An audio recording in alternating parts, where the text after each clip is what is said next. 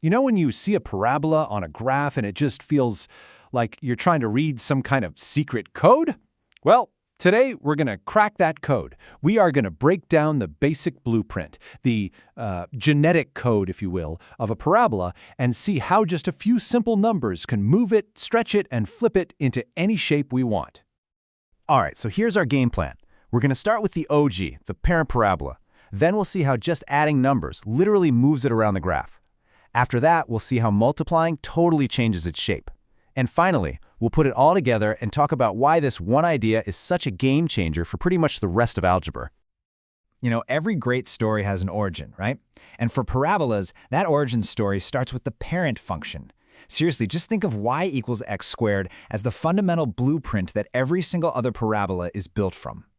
And here it is, in all its glory. This is our hero, y equals x squared. It's that simple, perfect, clean U-shape.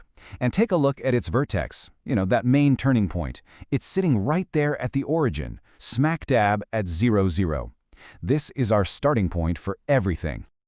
Okay, so this table right here, this is basically our baseline, the default settings for every parabola. The vertex is at 0, it opens up, and you'll notice the y values never dip below 0. You really want to keep these properties in your head, because every single change we make from this point on is going to be a direct transformation of these defaults. All right, let's start messing with this thing. Let the transformations begin. The first, and honestly maybe the most important rule to remember is this. Adding numbers to the equation simply moves the graph. That's it. It doesn't change its shape at all, it just changes its address on the coordinate plane. So let's start with shifting it up and down, vertical shifts. Now notice where that plus k is. It's happening outside the x squared part. This means we get our normal parabola shape first, and then we just add that k value to every single y value. And just like that, the whole graph slides up or down. And look at this in Desmos. It is just that simple. You add a positive k, like a plus 4, and boom, the vertex slides up to 0, 4. You use a negative k, like a minus 3, and it just slides right down to 0, negative 3.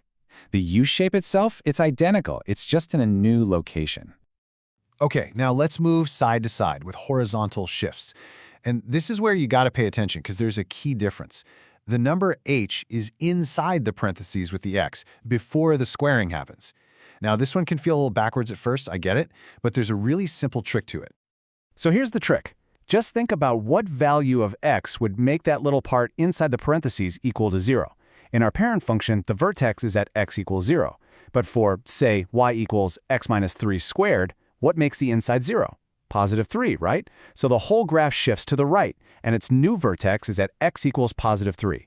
I know, it feels counterintuitive, but just remember, x minus h moves right, and x plus h moves left.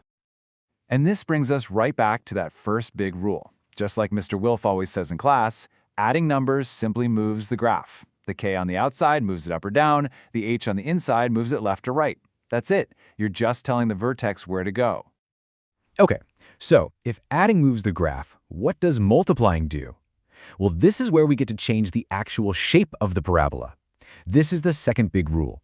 Multiplication stretches, compresses, and can even flip the entire graph upside down. Let's look at that number we multiply out front. We call it a. The very first thing you check is its sign. If a is positive, our parabola opens upward, like a smile. But if a is negative, it reflects the entire graph right over the x-axis, making it open downward, like a frown. And notice that also changes the vertex from being the lowest point, a minimum, to the highest point, a maximum. Now let's talk about the size of a. If its absolute value is bigger than 1, so like a 2 or a 5 or even a negative 10, it acts like a vertical multiplier. It stretches the parabola, making it look much narrower or skinnier. But if a is a fraction between 0 and 1, like 1/2, it actually compresses the graph vertically, which makes it appear wider. So there's our second rule, plain and simple. That a value, the number we're multiplying by, it doesn't move the vertex at all. Instead, it fundamentally changes the parabola's shape by controlling which way it opens and how wide or narrow it is. So, we've seen how adding moves the graph and how multiplying stretches it. Now it's time to put it all together. Let's combine all three of these controls, a, h, and k, into one incredibly powerful formula that lets us describe, graph, and build literally any parabola we could ever want. This is it. This is the master blueprint. It's called the vertex form, and it is so powerful because you can just look at it and immediately know everything about the parabola. A tells you the stretch and the direction, and HK tells you the exact coordinates of the new vertex. It's all right there. And this table right here, this is your ultimate cheat sheet. It boils everything we've just talked about down into 3 simple controls. A controls the shape, H shifts it left and right, and K shifts it up and down. That's the entire system. Pretty cool, right? So you might be thinking, okay, that's great, I can move a parabola around, but why is this so important? Well, here's the thing. What you've just learned isn't just a rule for parabolas. You've actually learned a keystone concept that unlocks a massive part of algebra. And honestly, this is the most important part of the whole thing. The pattern of using H and K isn't just for parabolas. It is a fundamental repeating pattern in mathematics. Once you really master it here, you are going to see it pop up again and again and again with all sorts of different graphs. And here is the proof. Just look at this. Absolute value functions, square root functions, even cubic functions, the exact same rules apply.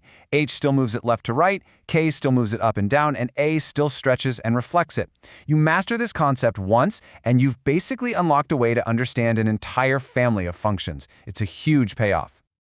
So there you have it. By understanding 2 really simple ideas, that adding moves a graph and multiplying changes its shape, you've gained this incredibly powerful tool for visualizing functions. So the question that leaves us with is this. If these simple numbers can so perfectly transform a mathematical shape, what other complex systems out there can be transformed by just a few simple rules?